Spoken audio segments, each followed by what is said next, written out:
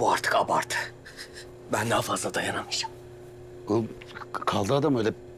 Hiç umurumda değil, yemin ediyorum. Ha. Hayır ben de dayanamayacağım da nerede yatacağız oğlum? Mutfak tezgahında mı? Vallahi ben çok güzel bir yer biliyorum. Ben oraya gidiyorum. Dur lan. Dayı nefes al. Nefes al nefes. Devam et. Kendiliğinden devam et. Dayı nefes al dayı.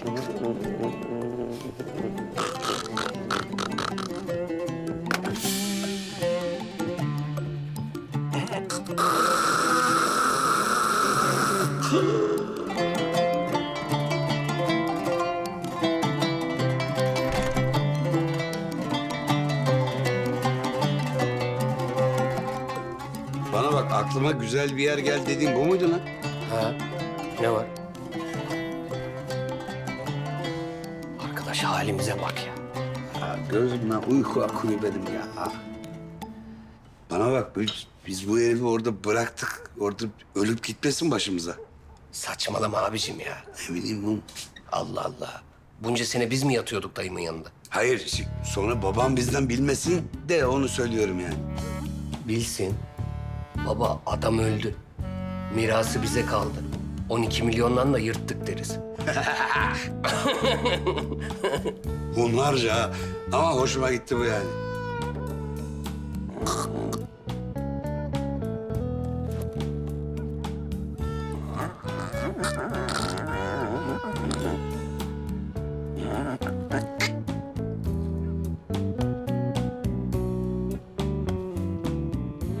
Ya acaba yapımcımı arasaydım da karavanı mı getirtseydim? Onda yatardım. Ha yatardım. He.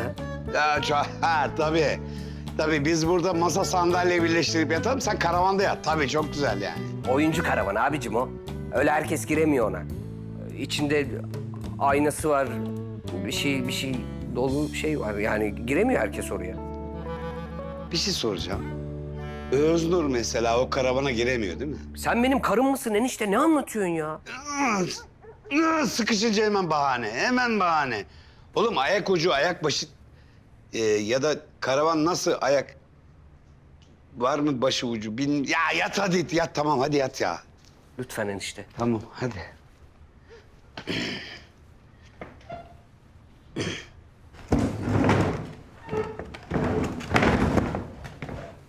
Savaşın bittiyse yatalım mı enişte? Sus.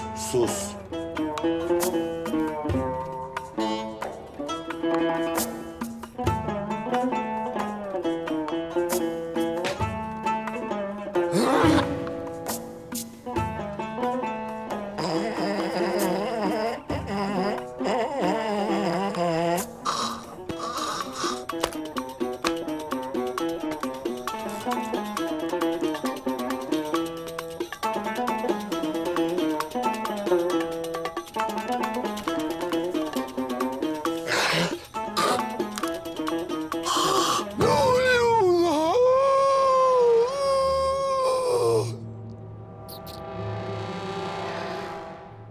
Gece kurbağaları peşime çekmişler.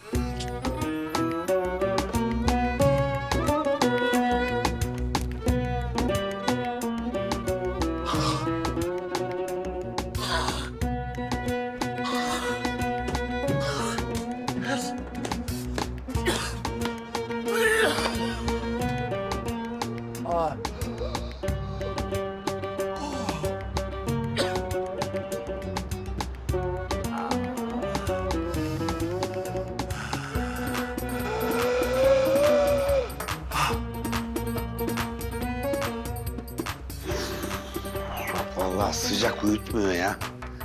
Harbiden ya enişte. Allah aşkına kapı pencere bir şey aç ne olursun. Of. Ya ışığı niye açıyorsun? Kapı pencere aç dedim, ışık mı aç dedim. Allah Allah. Kaçıracaksın uykumu iyice.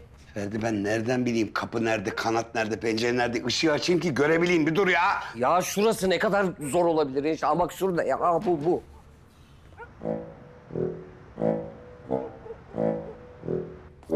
Işık tutayım mı? Görebilecek misin? Yok, aydınlık.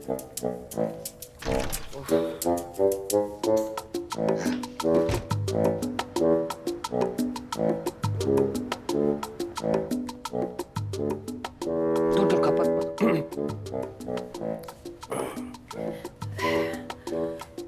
Uykum kaçtı zaten. Seninle biraz laflayalım mı? Bu dayım 12 milyonu kesin istemeyecek değil mi? Yok ben yemin içtim söyleyemem ya. Yemin ettim diyorsan kesin istemeyecek. Ben yemin ettim de içtim de ben oğlum söyleyemem yani. Şey yapma zorlama ya. Anladım, aldım. Ben de o zaman rahat rahat yatıyorum ben. Ya yemin iç.